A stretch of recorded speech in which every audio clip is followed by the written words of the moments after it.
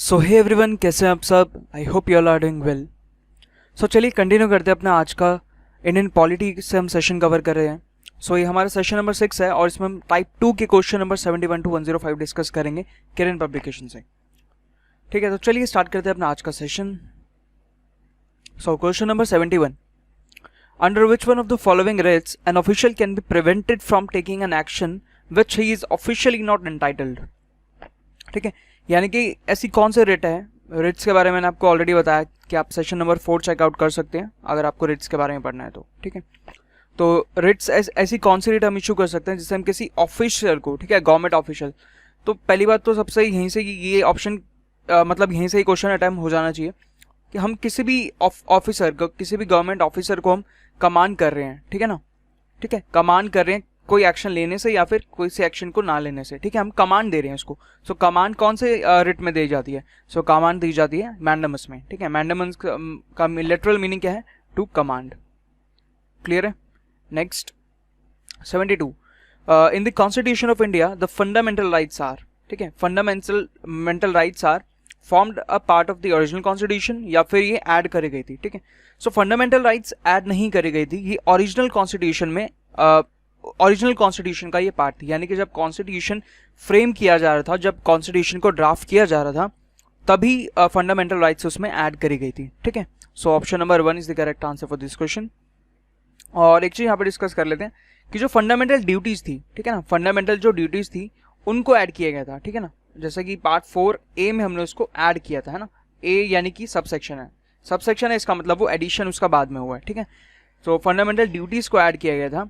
और ड्यूटीज को कौन से अमेंडमेंट में ऐड किया गया था?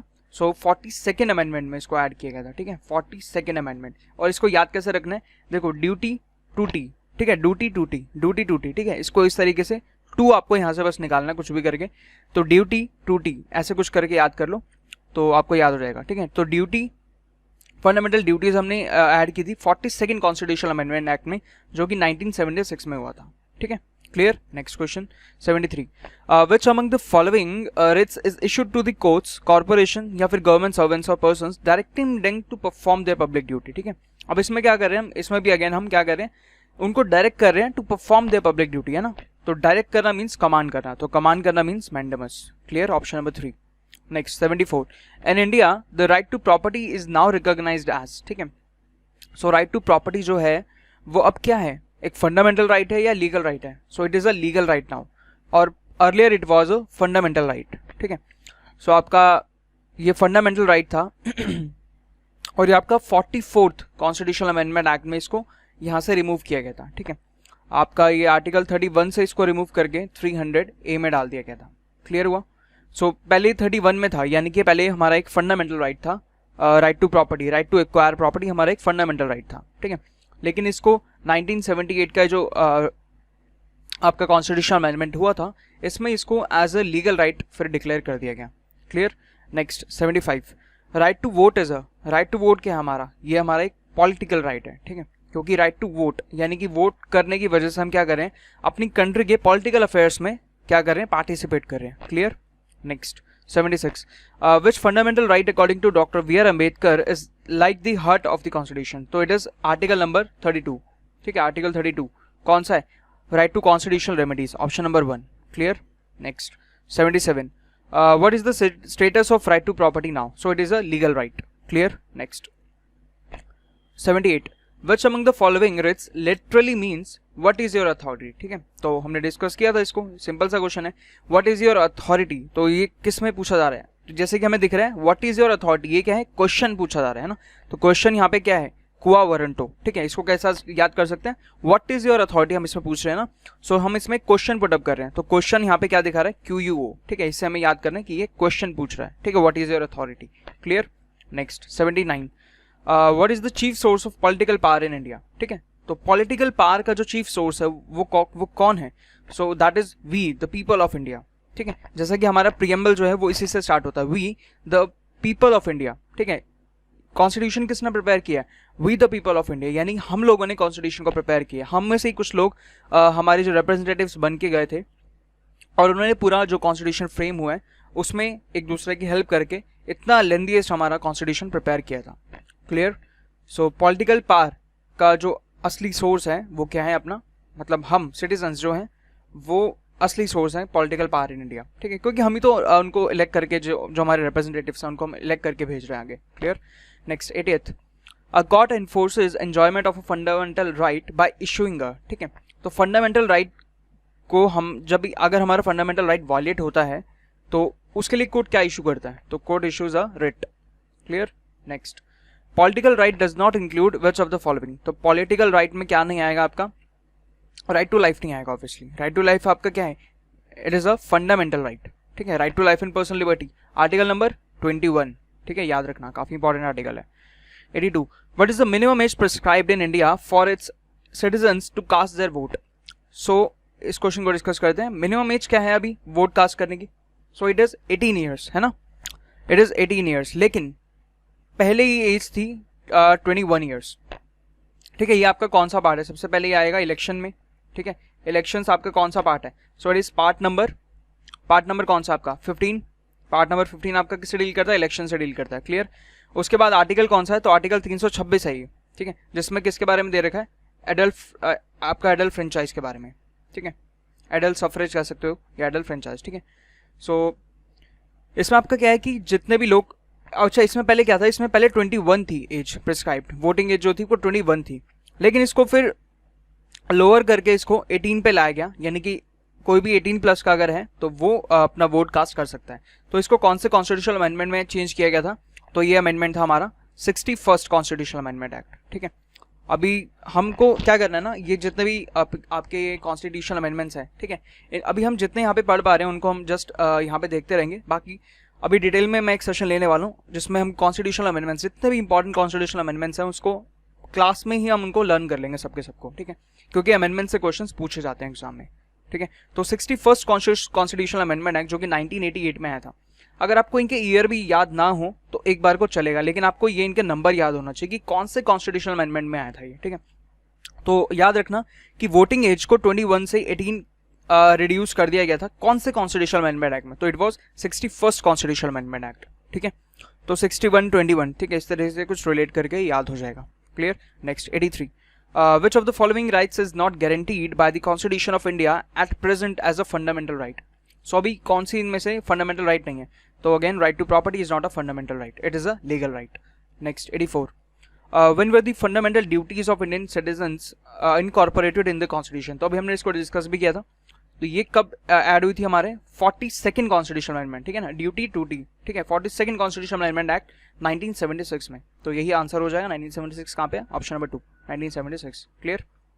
Next 85, which is the competent body to prescribe conditions for acquisition of citizenship, ठीक है, तो वो कौन सी बॉडी है, कौन सी कॉम्पिटेंट बॉडी है जो कि प्रिस्क्राइब करेगी कंडीशंस सिटीजनशिप को कैसे एक्वायर किया जा सकता है। तो इसके क्या है 4 मेथड्स होते हैं इसके, है ना, हमने लास्ट लेक्चर में अपने डिस्कस भी किया था। तो सिटीजनशिप एक्वायर करने के जो 4 मेथड्स हैं, ठीक है, कौन कौन से हैं, तो एक तो बाय बर्थ हो गया, ठीक है, बर्थ हो गया आपका, दूसरा हो गया रजिस्ट्रेशन, ठीक है, बर्थ हो गया, रजिस्ट्रेशन हो गया, या फिर आपका जो वो हो गया हेरिडिटरी हो गया, उसके बाद आपका नेचुरलाइजेशन, ठीक है, नेचुरलाइजेशन। क्लियर है। सो ये चारों तरीके हैं किसी भी मतलब जैसे अपने इंडिया में सिटीजनशिप को एक्वायर करने के लिए, ठीक है। लेकिन अब इसकी जो भी कंडीशंस हैं उनको कौन प्रिस्क्राइब करेगा, तो उसके लिए इलेक्शन कमीशन, प्रेसिडेंट, पार्लियामेंट या पार्लियामेंट एंड असेंबलीज। सो इसका करेक्ट आंसर होगा आपका पार्लियामेंट। असेंबलीज क्या होता है, असेंबलीज आपका स्टेट्स के लिए होता है, ठीक है ना, जैसे यहाँ पे आपका क्या चलेगा, यहाँ पे आपका जैसे लोकसभा यहाँ पर, ठीक है, आपका सेंटर में क्या है लोकसभा, और वहाँ पे आपका सिमिलरली उसमें क्या आ जाएगा आपका, उसमें असेंबलीज आती हैं, ठीक है, आपका स्टेट्स में क्या आते हैं, स्टेट्स में असेंबलीज होती हैं। क्लियर। तो इसके लिए क्या है सिटीजनशिप के लिए, अच्छा इसके लिए आर्टिकल कौन सा है फटाफट से बता दो हमारे लिए। देखो सिटीजनशिप कौन सा है, सबसे पहले तो ये पार्ट 2 में है, ठीक है, उसके बाद आर्टिकल्स इसके 5 to 11 है, ठीक है। तो 9 में हमारा क्या टर्मिनेशन है, 10 में कंटिन्यूएंस ऑफ सिटीजनशिप, लास्ट अपना 11 में क्या है, 11 यही तो बता रहे हैं कि जो भी इससे रिलेटेड सिटीजनशिप से रिलेटेड जितने भी आर्टिकल या जितना भी लॉज वगैरह बनेंगे वो कौन बना सकता है, पार्लियामेंट इसको बना सकता है, ठीक है। तो ये आर्टिकल नंबर 11 हो जाएगा हमारा कि पार्लियामेंट इसको प्रिस्क्राइब कर सकता है। करेक्ट।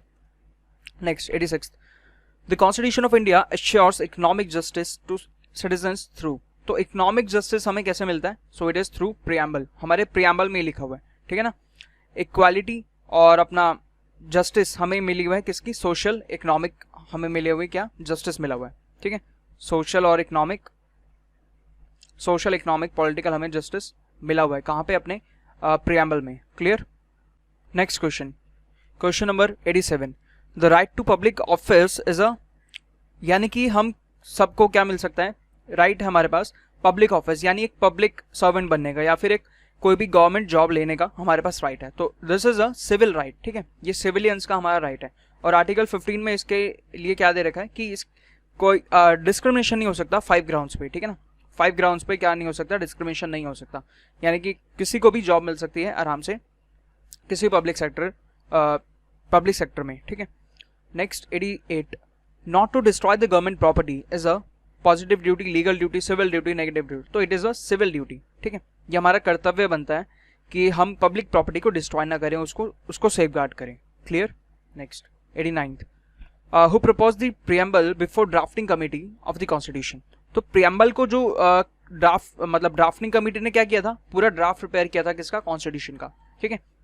लेकिन ये जो प्रियम्बल था, प्रियम्बल को किसने प्रपोज किया था, यानी कि एक तरीके से ना प्रियम्बल ने क्या काम किया था, प्रियम्बल ने काम किया था एज अ प्रोटोटाइप, ठीक है। प्रोटोटाइप क्या होता है कि किसी भी चीज को बनाने से पहले हमने उसका एक छोटा सा मॉडल बना लिया कि हम अब ये हमारे पास आ गया, अब इसको हमें एडवांस लेवल पे लेके जाना है, अब इसको एक्सपैंड करते रहना हमें, ठीक है। जैसे कोई भी अगर हम आंसर राइटिंग भी करते हैं या फिर कुछ कंटेंट लिख रहे हैं जब हम, तो हम क्या करते हैं, कुछ पॉइंट्स पहले लिख लेते हैं ना अपने पास कि हाँ इस चीज पे मेरे को इन 4 पॉइंट्स पे मेरे को कंटेंट लिखना है, ठीक है ना। उसको फिर हम धीरे धीरे अपने वे से उसको एक्सपैंड करते रहते हैं। तो सिमिलरली प्रियम्बल का काम भी यही था।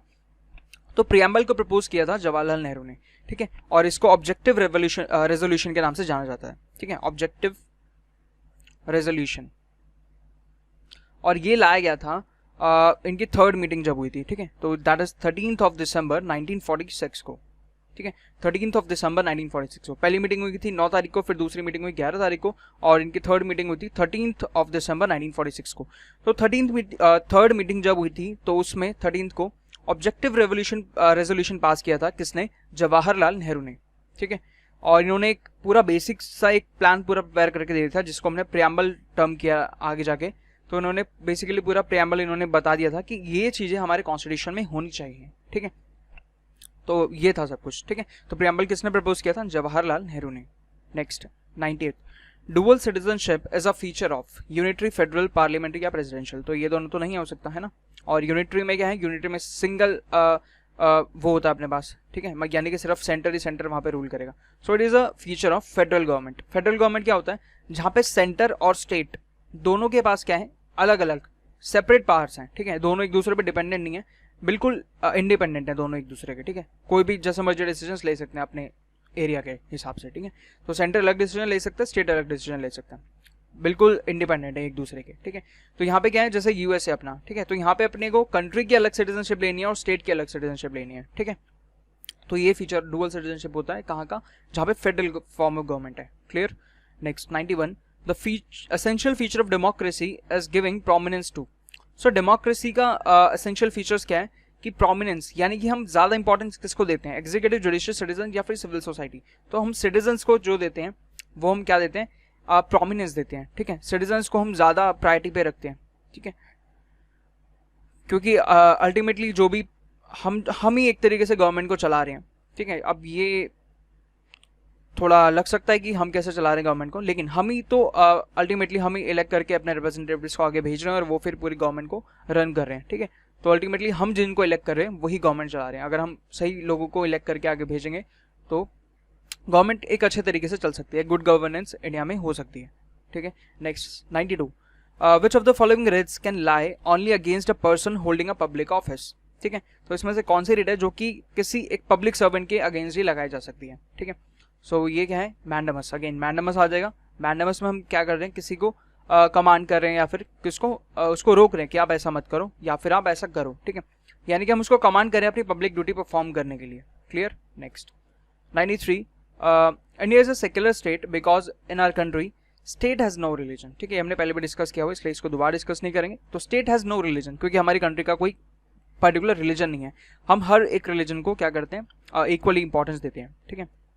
Next 94, which case are related to fundamental rights. काफी ज्यादा इंपॉर्टेंट क्वेश्चन है, ठीक है। तो इनमें से कौन सा केस है जो कि फंडामेंटल राइट से रिलेटेड है? आपको दो ही केस याद रखने हैं, एक तो गोलकनाथ वाला और दूसरा आपको केशवानंद भारती का, ठीक है।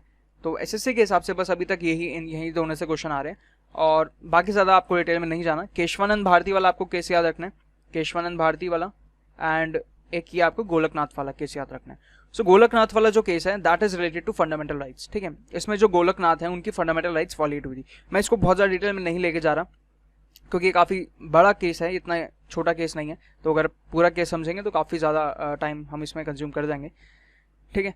सो सेशन को इतना ही हम लिमिटेड रखते हैं, ठीक है। तो फंडामेंटल राइट्स के लिए आपको याद रखना है कि फंडामेंटल राइट्स वाला जो केस था वो गोलकनाथ वाला केस था, ठीक है। एक बेसिक सा आइडिया मैं आपको देता हूँ कि ये जो अगर आपने ऑलरेडी पढ़ रखा है तो इसका बेसिक सा क्या था कि इसमें इनके पास 500 एकर्स ऑफ लैंड था, जिसमें कि फिर आगे चल के जो पंजाब गवर्नमेंट है उसने ये कहा, उनके कुछ आपके लैंड रिफॉर्म्स आए थे, ठीक है। सो उन्होंने फिर आगे चल के इनको ये कहा कि आप around 30 to 40 acres of land आप अपने पास रख सकते हैं, बाकी जितना भी आपका लैंड है, ठीक है, रिमेनिंग आपका 470 एकर्स ऑफ लैंड जो है वो जितने भी जो मतलब आप कह सकते हैं जो पुअर पीपल है उनमें डिस्ट्रीब्यूट कर दिया जाएगा इक्वली, ठीक है। क्योंकि उस टाइम ये चल रहा था कि ये जो कंसंट्रेशन ऑफ वेल्थ है, ठीक है, यानी कि किसी एक पर्सन के पास कंसंट्रेशन ऑफ वेल्थ नहीं होनी चाहिए, वेल्थ इक्वली डिस्ट्रीब्यूटेड होनी चाहिए, ठीक है। ये हमारी आज़ादी के बाद ये सब मुहिम चल रही थी, सो उस टाइम की ये बात है, ठीक है। तो ये केस हुआ था, तो उन्होंने ये कहा फिर आगे जजमेंट में कि यार ये तो हमारा फंडामेंटल राइट है ना, राइट टू प्रॉपर्टी हमारा फंडामेंटल राइट था। तो उस टाइम पे फंडामेंटल राइट था, ये कब हटाया गया? 1978 में ये फंडामेंटल राइट इसको रिमूव कर दिया गया था, ठीक है। तो ये केस उससे पहले का। क्लियर हुआ आपको इतना पार्ट, ठीक है। और ज़्यादा हम फर्दर इसको डिटेल में नहीं लेके जा रहे हैं, ठीक है। अगर आपको डिटेल में चाहिए तो आप नीचे कमेंट बॉक्स में डाल दो, मैं इस पर एक सेपरेट वीडियो, छोटी सी वीडियो एक बना दूंगा इस पर। क्लियर है। Next 95 directive principles of state policy in the Indian constitution were taken from constitution of, तो डीपीएसपी कहाँ से उठाए हैं? आयरलैंड से उठाए हैं। Next 96 as per Indian constitution the right to property is a legal right. Next 97 the success of democracy depends upon the, democracy की success किस पे डिपेंड करती है? सो डेमोक्रेसी की सक्सेस डिपेंड करती है अपना option number 3 right to personal liberty, ठीक है। यानी कि जब तक आपको पर्सनल लिबर्टी ही नहीं मिलेगी, मतलब किसी भी इसमें किसी भी सिनेरियो आप ले सकते हैं, किसी भी सिनेरियो में आपको पर्सनल लिबर्टी अगर नहीं मिल रही, सिर्फ वोटिंग के केस में नहीं कहेंगे, मतलब किसी भी केस में अगर आपको पर्सनल लिबर्टी ही नहीं मिल रही तो डेमोक्रेसी का मतलब ही क्या है, ठीक। जैसे चाइना जैसी कंट्री में क्या है कि आपके पास लिबर्टी नहीं है ना, आपको मुंह खोलने तक की लिबर्टी नहीं है। सो ऐसा नहीं होना चाहिए, हमारी कंट्री में ऐसा नहीं है, हमारे पास पूरा अपना फंडामेंटल राइट्स है, राइट टू स्पीच वगैरह है हमारे पास, राइट टू फ्रीडम है हमारे पास, ये सब है। तो पर्सनल लिबर्टी हमारे पास होनी चाहिए। क्लियर है। सो वही एक बेसिस है किसका? डेमोक्रेसी का। Next 98 which one of the following ceased to be a fundamental right under the constitution, तो इसमें से कौन सी फंडामेंटल राइट अब नहीं है? तो that is right to property. 99 directive principles of state policy in the constitution were taken from the constitution of Ireland. Next 100 as per Indian constitution the right to property is a legal right, ठीक है। आप देख सकते हैं कि कितनी ज़्यादा बार repeat हुआ है क्वेश्चन, है ना। ऐसा नहीं है कि हम इन क्वेश्चन को बार बार कर रहे हैं, लेकिन ये क्वेश्चन रिपीट ही इतनी ज़्यादा बार हुए हैं, तो आपको जितनी ज़्यादा बार ये पढ़ने को मिल रहा है आप जस्ट पढ़ते रहो इनको, जितना ज़्यादा इनको पढ़ोगे रिवाइज करोगे उतनी ज़्यादा आपको ये सबकॉन्शियसनेस में, आपको ये सबकॉन्शियस माइंड में आपके जाते रहेंगे। Next 101 the success of democracy depends upon, तो ये हमने अभी डिस्कस भी किया था, ये एक्जैक्टली सेम क्वेश्चन आ गया, कोई नहीं। Right to personal liberty. Clear. Next 102 citizens of India can vote at the age of 18 years, है ना। अभी हमने डिस्कस किया 21 वाला, 21 से 18 इसको लेके आ गया, ठीक है। तो अभी हमने इसको अभी जैसे इस सेशन में डिस्कस किया। 103 according to preamble the ultimate power lies in the hands of people, ठीक है। अभी इससे सिमिलर हमने क्वेश्चन डिस्कस भी किया था आज के सेशन में। Next dual citizenship is an important feature of which form of government, तो ये भी डिस्कस किया था अभी। सो ये कौन सा फॉर्म होता है? Federal form of government. Clear. Next writs are issued by supreme court, high court, president, supreme court and high court, तो रिट्स दोनों इशू कर सकते हैं, supreme court and high court. Supreme court के पास कौन सा आर्टिकल है? आर्टिकल 32, और हाई कोर्ट के पास आर्टिकल 226। क्लियर। सो इनके तहत ये दोनों ही क्या कर सकते हैं? रिट्स इशू कर सकते हैं। क्लियर। रिट्स कब इशू करी जाती है? जब भी कुछ हमारा जैसे फंडामेंटल राइट वायलेट हो रहा है, ठीक है, तो उस सिनेरियो में क्या करा जा सकता है? रिट्स इशू करी जा सकती है, ठीक है। हम पिटिशन डाल सकते हैं डायरेक्ट सुप्रीम कोर्ट में या फिर हाई कोर्ट में भी डाल सकते हैं, और उसके बाद फिर रिट्स ये दोनों ही कोर्ट्स रिस्पेक्टिव कोर्ट्स क्या कर सकते हैं? रिट्स इशू कर सकते हैं, ठीक है। सो आई थिंक हाँ इतना ही हमारा आज का सेशन था ये। तो हमने आज के सेशन में 35 क्वेश्चंस कवर किए हैं। सो अगर आपको सेशन अच्छा लगा, आपको कुछ सीखने को मिला हो, तो आप इस सेशन को लाइक कर सकते हो, शेयर भी कर सकते हो अपने फ्रेंड्स के साथ, और चैनल को जरूर सब्सक्राइब कर लेना अगर अभी तक आपने चैनल को सब्सक्राइब नहीं किया है तो। और आप लोग हमारी वेबसाइट edumo.in को भी चेक कर सकते हैं। टेलीग्राम चैनल को भी जरूर ज्वाइन कर लेना, एड्यूमो ऑफिशियल। यहाँ पे आपको ज़्यादा से ज़्यादा यहाँ पे जितने भी स्टडी मटेरियल है वो आपको उन सब की पीडीएफ्स आपको यहाँ पे ऑलरेडी मिली, मैंने अपलोड की हुई हैं। जितनी भी बुक्स हैं उन सब की पीडीएफ्स आपको यहाँ पे अपलोड मिल जाएंगी। आप लोग पिन कमेंट में चेक कर सकते हैं। तो जितने भी इंपॉर्टेंट बुक्स हैं जैसे सीजीएल के लिए, सीएचएसएल के लिए, वो सब आपको यहाँ पे उनकी सबकी पीडीएफ्स मिल जाएंगे। तो आप लोग इसको भी, टेलीग्राम ग्रुप को भी ज्वाइन कर सकते हैं, और इन सभी के लिंक्स आपको डिस्क्रिप्शन बॉक्स में मिल जाएंगे, तो आप वहाँ पे जाके इन सभी को फॉलो कर सकते हैं। ठीक है, सो इतना ही रखते हैं अपना आज का session. So thank you guys, thanks for watching this session. जय हिंद।